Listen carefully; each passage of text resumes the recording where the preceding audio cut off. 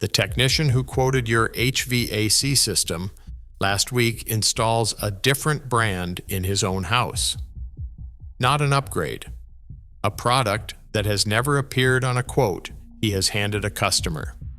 This is about what that system is and why you will not find out from him. The short answer, before anything else. For ducted residential systems, the consensus across professional HVAC forums with 277,000 licensed members and 5.1 million posts is Mitsubishi for variable speed applications and Daikin Fit for hybrid and all-electric heat pump installations. Not Carrier, not Trane, not any brand name on the 3 quotes currently sitting on your kitchen counter. That answer is on the table in 30 seconds. The rest of this video explains the system that created the gap between what he installs and what he sells, and what that gap has cost you. You did the research. You compared brands. You got 3 quotes with different names. That is exactly what you were supposed to do. The issue is that the competitive marketplace you were navigating was not a competitive marketplace. It was a shelf stocked by the same 5 companies, priced at different tiers, sold through different dealer networks, with different brand names, doing the work of making them look like independent choices. What that shelf actually looks like, and the exact mechanism that captures $8,000 in federal subsidies before they reach you, is what we are going to work through.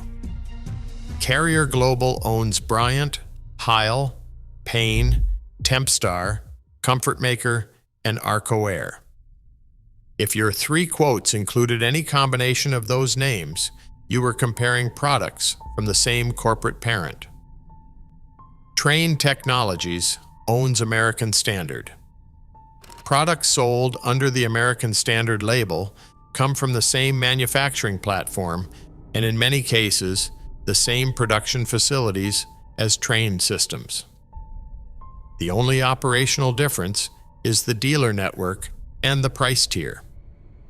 A contractor who carries American Standard is selling you Trane equipment at a lower price point without calling it Trane.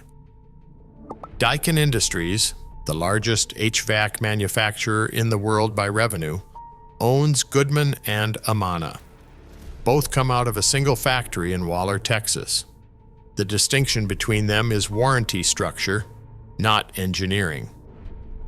Rheem Manufacturing owns Ruud. The 2 products share the same internal components and manufacturing processes under separate brand identities.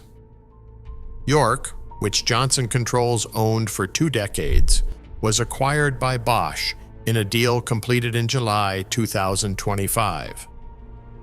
A homeowner comparing a Bosch heat pump against a York system today is comparing 2 products now under the same corporate ownership.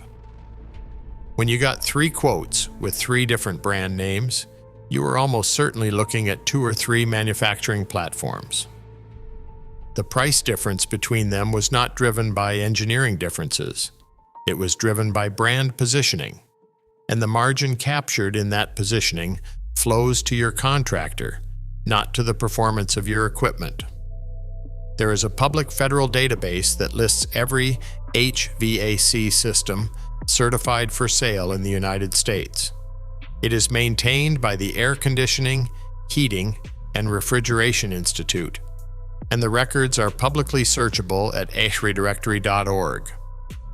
Every system has a certification number printed on the unit. If you look up the Carrier model on your current quote, and then run the equivalent Goodman model through the same database, the certified efficiency ratings, the SEER2 number, and the HSPF2 number are often identical. Not close. Identical.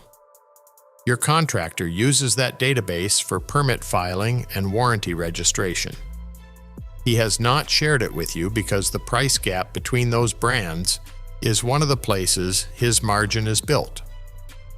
That is mechanism, not motive. He is operating rationally inside a system designed to make the gap invisible. There is a 2024 federal court case that shows what happens when you remove the word rational from that sentence. The actual technical divide in residential HVAC has nothing to do with which corporate family owns the label. It is between variable speed, inverter-driven equipment and conventional single-stage systems. Understanding that divide is the most useful thing a homeowner can take out of this video. A single-stage system runs at two settings, full power and off. It cycles on at maximum capacity, reaches the thermostat set point, shuts down, and cycles back on when the temperature drifts. In humid climates, this creates a compounding problem.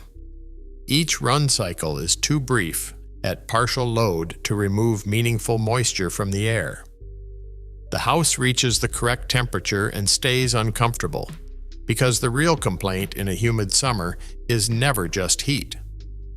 The compressor logs more start cycles than a correctly sized variable speed unit would.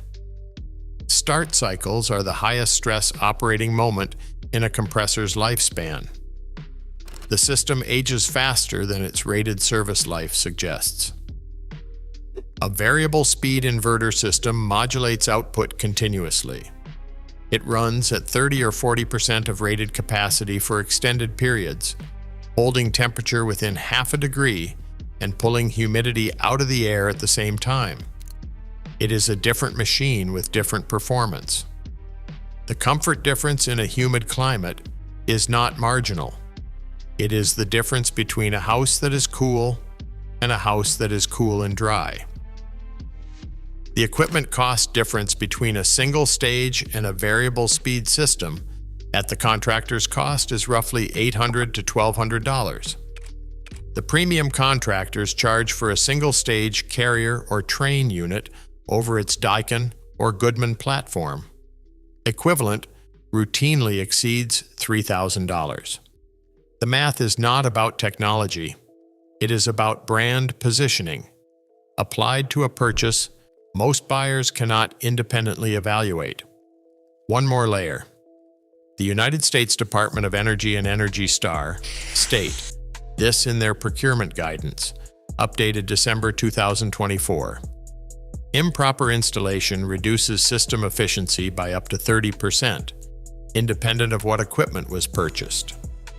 The industry standard for sizing HVAC equipment to a specific home is a calculation called Manual J. It accounts for insulation, window orientation, ceiling height, infiltration, and local design temperatures. A properly sized system runs efficiently. An oversized system short cycles and underperforms for its entire lifespan. Most residential HVAC installations in this country are not preceded by a Manual J calculation. Contractors estimate based on the tonnage of the unit they are replacing and move to the next job. A $20,000 system installed without a load calculation performs like a $14,000 system. You pay the efficiency gap in utility bills for the next 15 years with no invoice that explains why. In 2024, a federal court confirmed what working HVAC installers had been documenting for years. Lennox, one of the most expensive residential brands in the country, had been manufacturing air conditioning and heat pump units with uncoated copper. Tube evaporator coils. The coils corroded from the inside and caused refrigerant leaks. The class action settlement offered affected homeowners up to $550 per unit and a replacement coil. The price of Lennox equipment did not change. The premium that positioned Lennox as a quality tier above its competitors remained intact after the court confirmed the failure mode. The federal government is currently offering $8,000 to American homeowners who install a qualifying heat pump. That money was created by the High Efficiency Electric Home Rebate Program under the Inflation Reduction Act. It was designed to flow to you as a direct discount at the point of sale. There is no federal prohibition on what price a contractor sets before applying that discount. $8,000. That number is in the program rules. Here is the mechanism that prevents it from reaching you.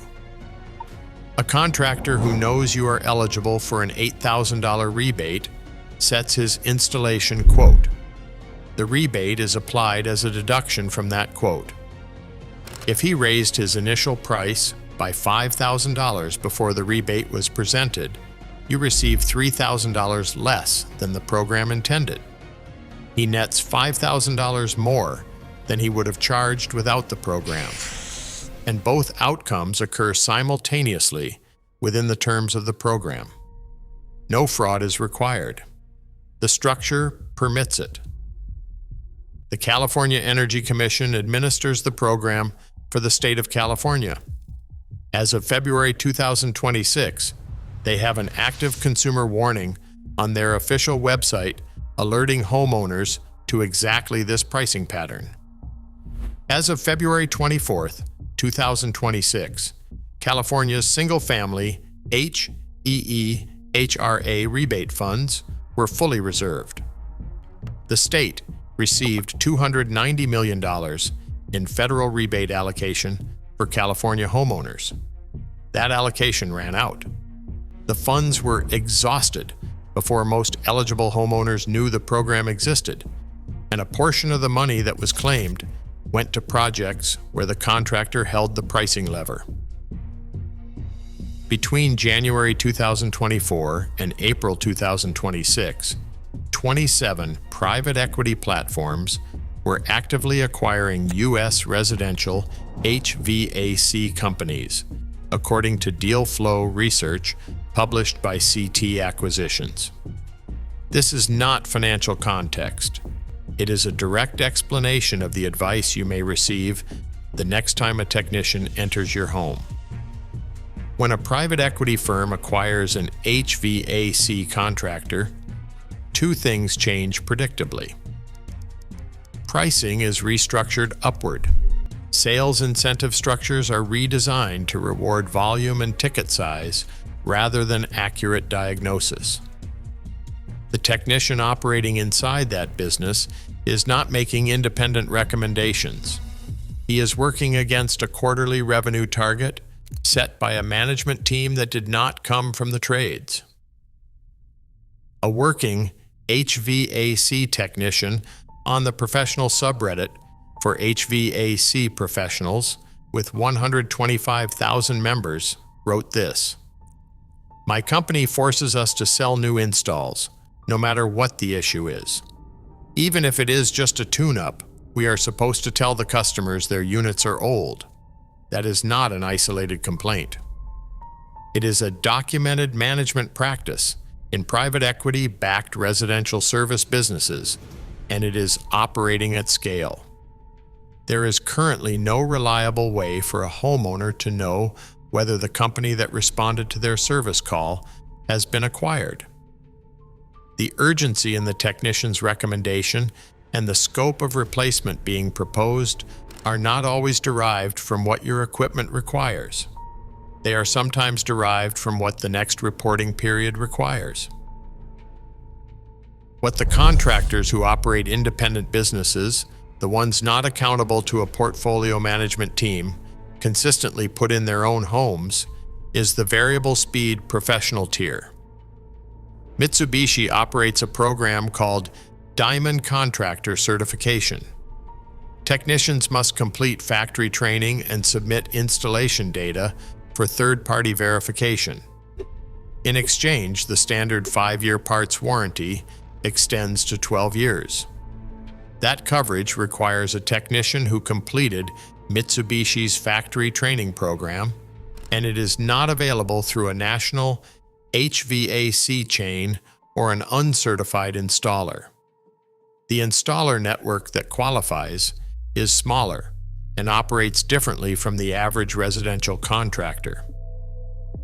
Daikin Fate is the equivalent for ducted hybrid and all-electric heat pump applications. It is manufactured by the same company as Goodman, but distributed through a separate professional channel with different installation requirements and different performance specifications. A working contractor with 20 years of experience, writing on the professional forum HVAC-talk.com, stated this directly. Daikin Fit HP with Daikin communicating ECM fan air handler would be my second choice after Mitsubishi All-Electric. And yes, I would install both of those in my own home. The reason these systems rarely appear on the quote you receive is structural. Service Titan, the industry's largest contractor software platform, publishes standard markup guidance, recommending 300 to 400% of cost on equipment. That range applies most profitably to the familiar mid-tier brand names. A Mitsubishi Diamond installation requires a certified technician and substantially more commissioning time than a standard residential install. The margin per hour is lower. The contractor quoting you a Carrier system is making a rational business decision inside a pricing structure that makes that the easiest path to his margin target. He is not necessarily dishonest. He is operating optimally within a system that was built to make the professional tier invisible to you. Before you sign any HVAC proposal, 4 checks take less than 10 minutes. Ask for the AHRI certification number for every system on the quote. Search that number in the AHRI directory, which is publicly accessible. Look at the certified efficiency rating for the Carrier or Trane unit being proposed.